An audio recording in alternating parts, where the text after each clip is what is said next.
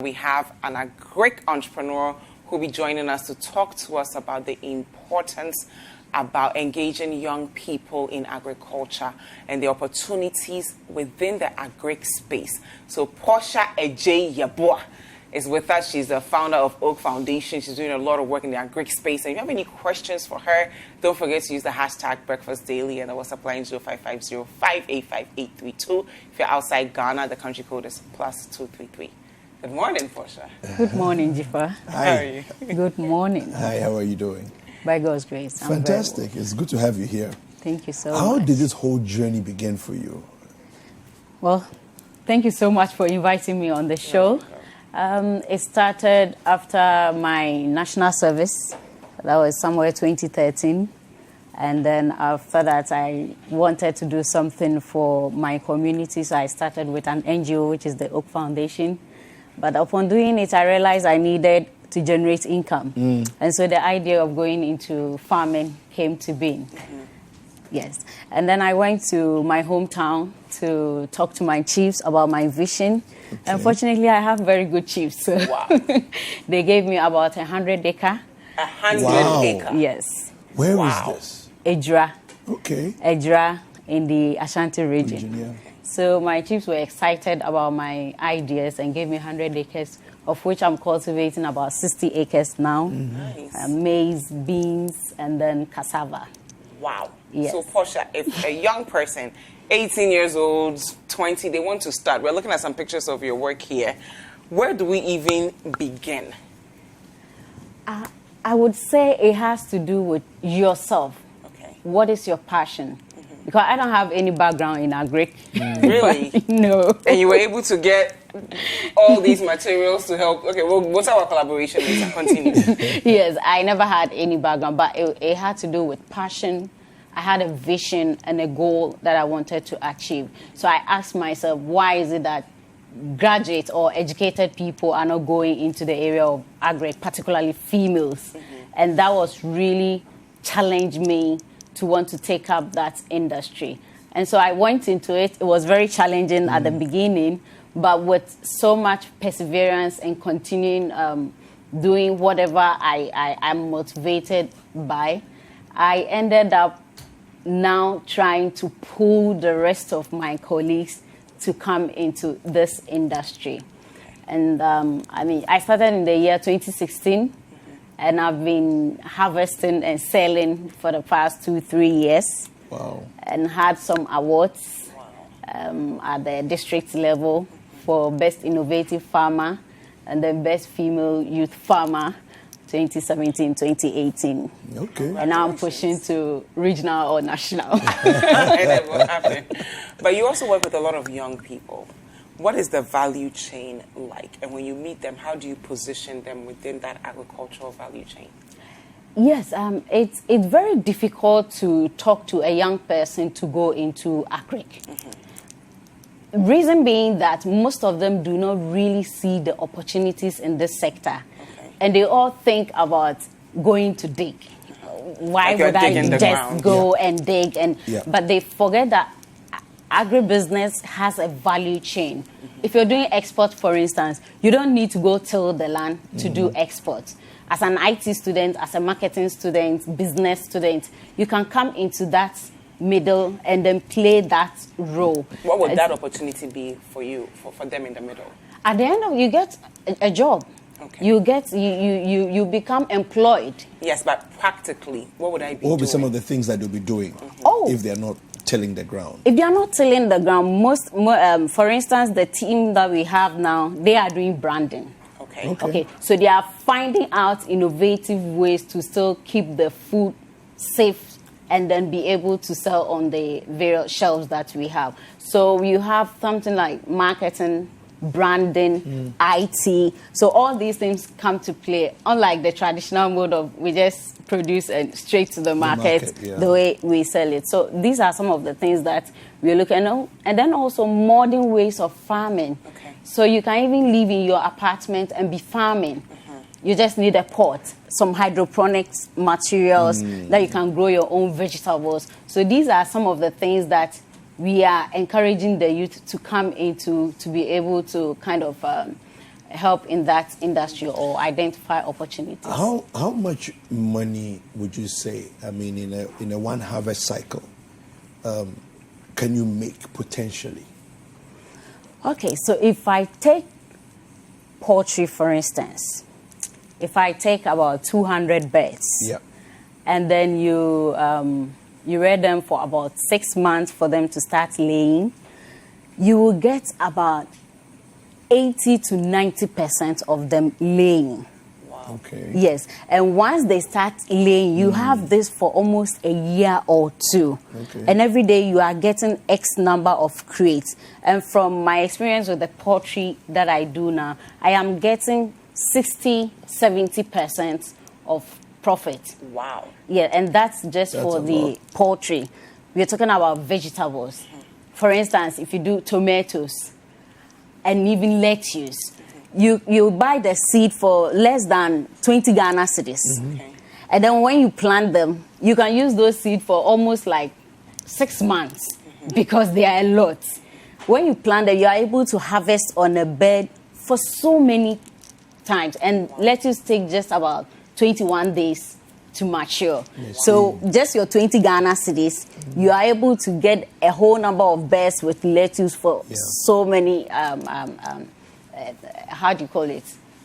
Produce. And for so many months, you'll be making profits out of it. So how much do you think an average farmer who maybe they will do everything right, harvest right, can they make from that 20 cities if they were to engage in so we did a farming or pilot poultry? phase last year whereby we brought some youth together to do the incubation session. And the team that came up top, they did green pepper, tomatoes, cucumber, and then lettuce.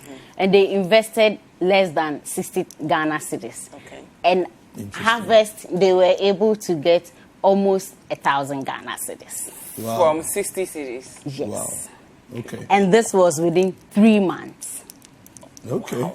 So the profit, the potential for profit is very obvious. It all depends on your market. Okay. And then you are able to plan. So that's why we are bringing in more educated people because the way our mothers and fathers used to do it is that it's just time for us to plant, and then they plant, and then they get into a bumper harvest and they don't have market for it. But then if you plan based on your demand, you'll be able to make the money. Okay. Wow. The talking about the poultry, now we're looking at amazing, potential for profit. But what about the issue of the challenges that will come?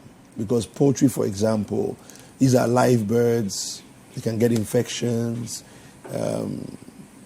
All kinds of rodents, snakes can get into their pen and cause mayhem and so on. How do you deal with the challenges? What are some of the challenges you faced, and how do you deal with them? Okay. So as a farmer, and even though you're using poultry, yes, poultry has its own challenges. But then if you have an expert to support, most especially the veterinary service people, but I'll speak from the angle of horticulture since that's what that's your area. we are focusing on. So, for instance, if you have pesticide pests affecting your vegetables, this is where you really need a little bit of basic training before you even go into this kind of production. So, for instance, you grow cucumber and they are not growing big. It's probably because you did not space them out, or even tomatoes. You probably did not space them out, or you didn't really apply certain basic practices that you wouldn't know of. And most people don't know where to go for this kind of training. And for us, that is why we see that it's very necessary. And then we have to bring all these people's attention to what can you do to be able to make it on your own. And that is what the project Graduates in Agribusiness is all about. We are bringing in young graduates and final year students to one place. We give them resource persons to train them on the basic principles of agriculture.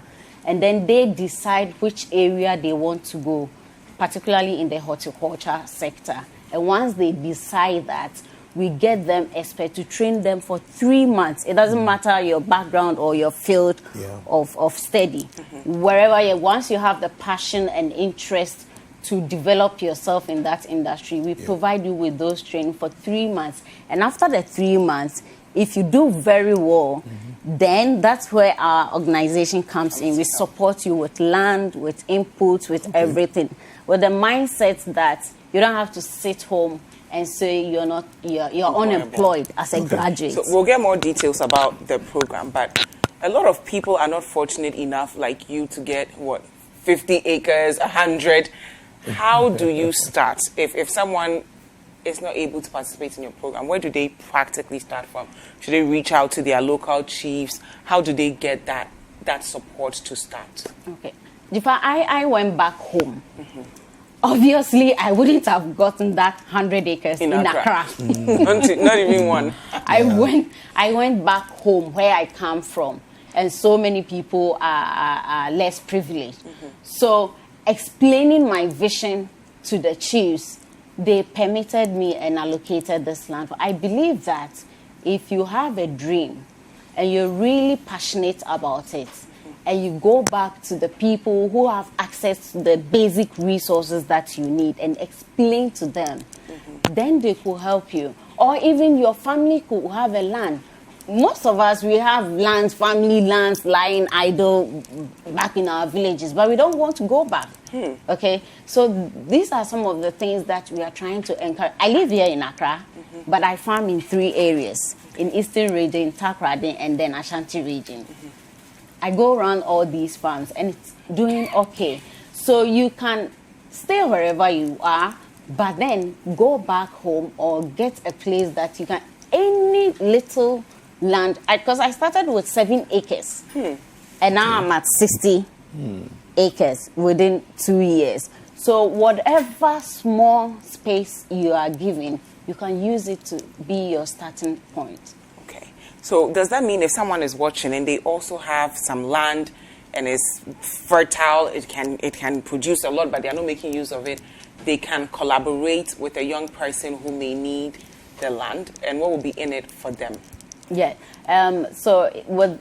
Again, back to what we are promoting, the Graduates in Agribusiness, what we are doing is after the program, we are looking out for individuals who have lands, or somebody may just have built a wall. And it's just there. Just there. Okay. The person might not even be in Ghana or something. The land is just lying. Give it to us. Then Let you us pay. cultivate, and then we share profits. Okay. It's let us cultivate and we share. And now we are also introducing the hydroponics, where you don't need so much land space to do simple. Tell us a little bit more about that. I'm interested in that, the hydroponics aspect. Yeah. What is So hydroponics? it's basically containers. Okay, so let's say a container like this. Anything that can hold a bit of Soil, Water. and then soil. Okay. So once you have them, I don't know, I brought a lot of pictures of them. You can just put your seedlings or your seeds in it, and then they grow. Lettuce, for instance, takes 3 weeks. So if you have lettuce in there, it just grows. You take your thing. So you don't need even have to go and buy. land. Okay. You don't need a whole land, and that one is very lucrative and also very profitable, because then you are able to measure and really do very good numbers with it, because you are planting to the containers, unlike the open field one. So these are other modern ways that we are also introducing into the industry to make it more attractive to the young people. Wow. So you were judged the best farmer in the Ashanti region? Best innovative farmer. Best innovative farmer Yes. in the Ashanti region. Now tell us what that means for other young women out there, and how much you can motivate people. Okay. So, in fact, the reason why we got the best innovative farmer was because of our solar system that we put up on the farm. So we have a solar irrigation system on the farm that gives us water. And in fact, it's the source of water that the community uses so far, because they don't have access to water. And then also we put together the farmers within the area and then give them some little training here and there. And we invite extension officers to support these farms around our main farm. The idea being that if you practice, if you cultivate yours in the best way and leave the rest, should something happen to this, it will come to your farm. So what I was trying to do was to involve everybody else around us to be doing the right thing, so that we can increase our yield. And that year, that town, which is Kase, was the best in terms of produce. And so I was awarded for Congratulations. that. Now, you have a workshop coming up next week for people who want to learn more about, practical ways to get into the agri space. Can you tell us a bit about it and how we can contact you to participate? Yes. As part of the awareness creation, which is the Graduate in Agribusiness, actually a program on its own, and it's going to start in the month of May. But as part of the awareness creation, we are doing seminars in various tertiary institutions, and we are starting with University of Ghana coming Wednesday on the 12th at 10 a.m. So and it's absolutely free. It's free. In fact, the whole incubation 3 months project is free. As well. You'll be fed morning and housed. Where do we contact you to participate, Portia? So you can contact us on 020-733-1925. And then you can also go to our website, www.apokltd.com to register. Very much. Portia Agyei Yeboah. Wow. For being with us. And Your I'm sure you will come amazing. back again, because we're so inspired and we're so proud of you. So you guys at home, it literally takes a little bit of space and a willpower, and you can start your own agribusiness. Okay, we hope you're inspired. This is Breakfast Daily on Citi TV. My name is Dziffa Ametam. And I'm David Kwaku Sakyi. Hi there. I hope you enjoyed the show. Don't forget to subscribe, like, comment, and share with all of your friends. This is Breakfast Daily on Citi TV. Join the Breakfast Daily team Monday through Fridays from 7:30 a.m. to 10. Join us for breakfast daily, only on Citi TV.